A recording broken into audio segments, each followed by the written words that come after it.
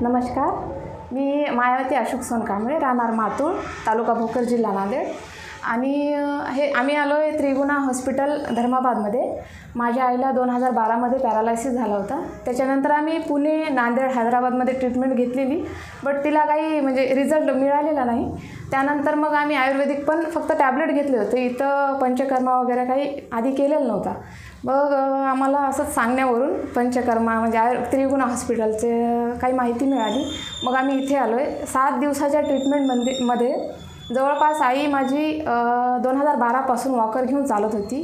तर अक्षरशः या 2 दिवसामध्ये ती वॉकर सोडून तीच चालायला लागली आहे.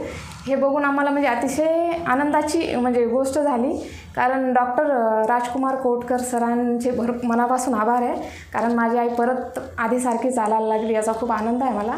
आणि बस सर्वांना हेच सांगायचं, असं काही कुणाला दुःख असेल, वायफळ खर्च करण्यापेक्षा तुम्ही आयुर्वेदिक ट्रीटमेंट घ्या, त्रिगुणा हॉस्पिटलमध्ये या आणि आपली ट्रीटमेंट करून घ्या.